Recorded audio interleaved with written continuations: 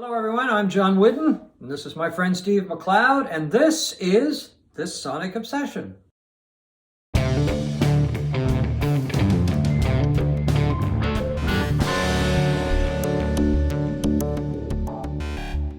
And today we thought we would talk about Neil Young and his stand against Spotify. It is typical Neil saying Very that much he so. wants all of his music off of Spotify because of his disagreement with Joe Rogan and the Joe Rogan Experience.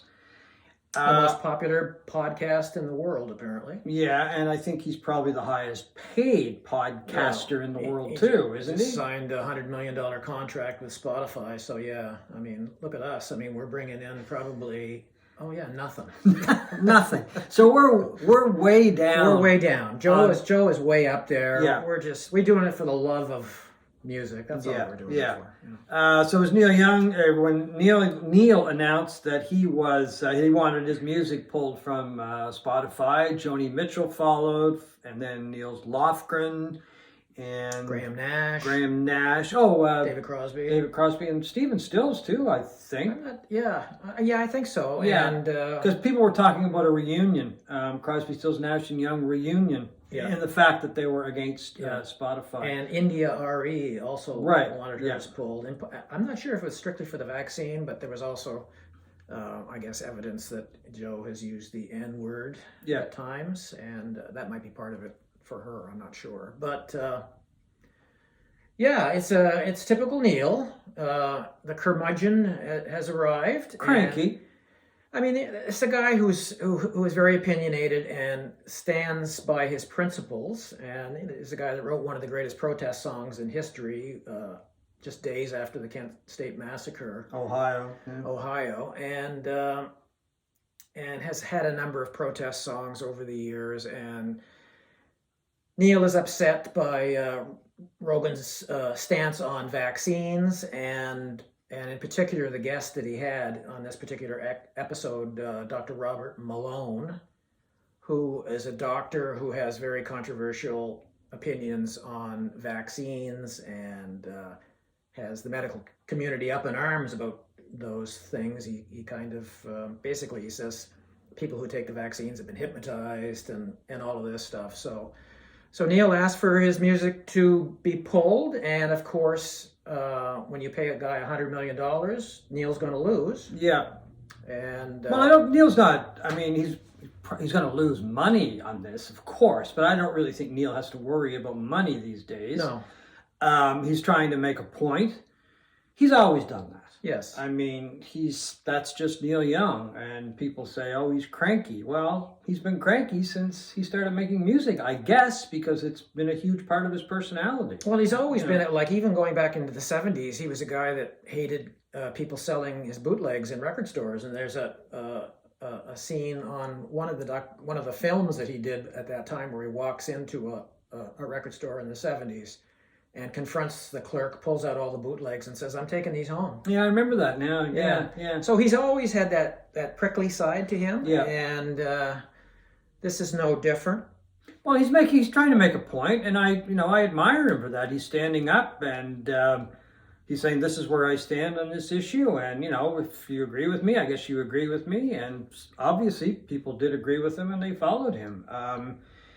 Now, some people that they may agree with him and may not ask to have their music pulled because it could be a financial thing too, right? I mean, there's probably a lot of people depend on the money that gets generated through Spotify that won't do that. Yeah, I mean, as much as people complain about the royalties that these streaming services pay, in particular Spotify, if the calculations are correct, I mean, Neil himself was making about $20,000 to $24,000 a month on Spotify alone, because Spotify itself says he averages about 6 million plays a month, and a million plays comes out to about $4,000. So, well, think about that payday. I mean, that's not very much money for all of those plays, is it? Well, that's one thing, but still, I mean, who can afford to give up $24,000? Maybe Neil can. Well, a lot of artists these days can't. No. I mean, especially in the last couple of years, because You know, a lot of people haven't released any new music. Live performances have been, well, pretty well shut down. There have been, of course, virtual performances by a lot of artists, but that doesn't generate the kind of money that live performances do. So some people are probably relying on it just to pay the bills month in and month out. So do you think Neil is disappointed that not many artists have followed suit in his, like, for instance, none of the young groups, so that people like Taylor Swift and Drake and Bieber, who are, I mean, their listens obviously not only dwarf Neil Young's at this stage of his career, but it absolutely crushes them. And if even one of those people had come on side, do you think, it could have made a difference? Oh, it would have made a huge difference. And I think here we are, all three weeks away from his initial, complaint about Spotify. Nobody has followed suit. I'm disappointed in that. I'm disappointed too, because I think they should have, shown some solidarity with him and stepped up to the plate. Why they didn't do it? Well, I'm pretty sure money is probably the driving force there. I think so. A lot of those artists, that's probably how they, do generate a lot of money, is through streaming services. So I suppose if they said, that they're not going to go on, or they wanted all their music off of Spotify, they would be really, canceling a lot of income. So I don't really know that if a lot of the artists that you mentioned would have the same social conscience that Neil Young has. I mean, he's been like that since day one. Pretty much. Pretty well, right? Yeah. And I don't see a lot of protest songs out there by anyone these days, to be honest with you. There's the odd one will pop up. But, Neil Young is Neil Young. He's been doing it for years and probably will until, he has to put down the guitar or can't play the piano. Yeah. Some of the artists you mentioned, I haven't seen any of them really do anything in regards to a social movements or whatever. Taylor Swift, of course, re-recorded a lot of her material. Why did she do that? To take control of it, she said, but also to make a lot of money. Yeah. I mean, let's not, fool around with that. I mean, that was one of the driving forces there too. Now, this whole thing did hurt Spotify. Their market valuation went down billions of dollars. Their share values on the stock market. There was a public opinion poll done by a company recently, just at the start of this month, and it suggested that 19% of Spotify's subscribers are quitting the service or said they will quit. Saying one thing is different from actually quitting. Why wouldn't they just quit instead of just, I will quit. Just do it, Well, they could do that, but I don't imagine Spotify is releasing those numbers. No. I mean, Spotify doesn't even release the numbers of how much it pays, artists. So, it's hurt them, but I mean, if there had been a mass wave of people leaving, like artists, Young would be, Spotify would be in trouble. Oh, sure, yeah, But that's not the case, and Neil is going it alone with a handful of other mostly older artists that I'm sure most of the kids today never even heard of. So I'm surprised that some of the other artists, some of the older artists like the Stones or even Springsteen for that matter, didn't say something or step up. Niels Lofgren, who plays with both Young and Springsteen, of course, asked that his music be removed from Spotify. So I was a little surprised that Springsteen didn't at least say something. Well, maybe he hasn't been asked. Especially guys that are selling their catalogs right for massive amounts of money. Yeah. Like, why wouldn't Springsteen? Why wouldn't Dylan? Yeah, Dylan especially. Well, Dylan likes Neil Young. They're friends. Yeah. I mean, he doesn't typically get, other than writing, the peace anthems of the 1960s, he doesn't really get involved in a lot of stuff, at least not publicly. So who knows? Maybe he's doing it, but it's strange. For a little bit of background, Spotify had 406 million users in 2021, and I guess they say users because not everybody has a subscription service. Yeah, you can get a free yeah. but it has ads in that.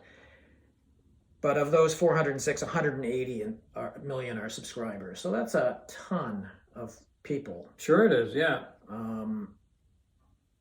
Yeah, I don't hear much of the And I mean, I'm get with that many subscribers and $100 million that Rogan is reportedly getting. I mean, they don't have any problem sending him his paycheck. I wouldn't think. You think this will hurt Neil Young in any way? No, I don't think so.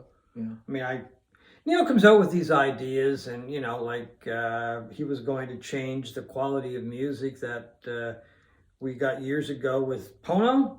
Pono, yeah. Well, that just kind of faded away. Yeah, I mean, Neil wasn't selling anything that wasn't already out there. That was Yeah. the weird thing about that. He was going on about this, and in fact, one of the I read a quote from him yesterday that one of the benefits of the pulling his catalog off of Spotify is that it'll sound better on all the other streamers because Spotify streams in MP3 and companies like Tidal do it in CD quality. So Yeah, I don't because think he's looking on the bright side. I Yeah, guess. yeah, I don't think it's going to hurt him. I mean, Neil's been around for so long now. I mean, nothing yet has seemed to affect him. Maybe there's the odd blip. He's always been a protester. He's always written songs which have a social message. He's very conscientious about that kind of thing. Like Ohio, you mentioned, I think they turned around that song in like 2 weeks after the incident at Kent State. He got the band together and they just, rushed it out as far as that goes because he wanted to make a point. And so I have to applaud him. And it's same with Spotify. I mean, that's how he feels. He's made his point and, upward and onward, I think, Keep rocking in the free world. Exactly. Neil. What can you say? Yeah. Now I'd like to do a record review on, in my opinion, possibly the first very good to great album of 2022. And that's Spoon's long-awaited new LP, Lucifer on the Sofa, which is a very strange title. But this is just a fantastic album and a bit of a return to form for Spoon, who have always been good in my opinion. This is their 10th studio album and first since 2017. But it's more of a return to, after a couple of albums of sort of branching out into more adventurous production and things like that, they've sort of taken a step back to their earlier days where it's just straight ahead good rock. And it is good rock. I mean, I've heard it. It's great. Yeah, which is, to me, sorely needed. Oh, yeah, these yeah. days. I mean, I look for new albums by rock bands, called rock bands, and there's very little that sort of fits my definition of what rock is. And Spoon always has, led by Britt Daniel, just a brilliant writer and singer and guitar player. This album is sort of more in keeping with his albums of a decade ago, and I have to count this off because it's a weird name. Ga Ga Ga Ga Ga was one of the albums. John. Okay. With no lady there? No Lady Gaga. No lady Gaga. Gimme Fiction, not Friction. Fiction. Okay. And Transference and albums like that. It's just a fantastic album. I wasn't expecting it to be as good as this 20 years into their careers, but it's just a brilliant album. Now Britt Daniel just said recently of the album that it's classic rock made by a guy who never got Eric Clapton. Oh, really? Yeah, and that's a perfect description because it's not blues based. There are no guitar solos per se, but there's tons of guitar on it. It's just kind of that angular, almost new wavy kind of guitar. But he doesn't, there's no show-offy solos and things like that. And it's an interesting thing for a guy like that to say. Yeah, so if you're a lover of rock music and you're kind of pining for the days of rock music, I highly recommend Lucifer on the Sofa by Spoon. Yeah. So just before we go, because we've been dealing with it, two things actually for the last, month or so, quite steadily actually here in Halifax. What's it? It would be, it's them really. It is Ice and Snow. What's your favorite song about ice and snow?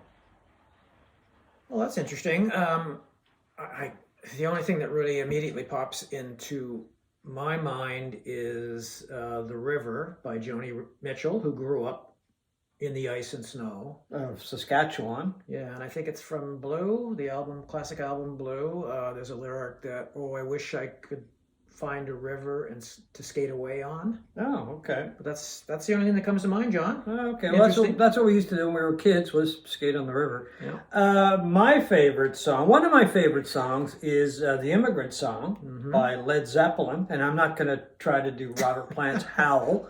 Yeah. But one of the songs that I was thinking about when I was kind of thinking about this topic and looking outside and dealing with ice and snow for the past few days is the song by Foreigner, Cold as Ice, off of their debut album. Good album. Called Foreigner. I think their best album. Oh, yeah, I was never a huge Foreigner fan, but I did like their first album. Yeah, I thought it was a great album. But it also kind of rang home because Ian MacDonald, a co-founder of Foreigner, just passed away. He was 75 years old.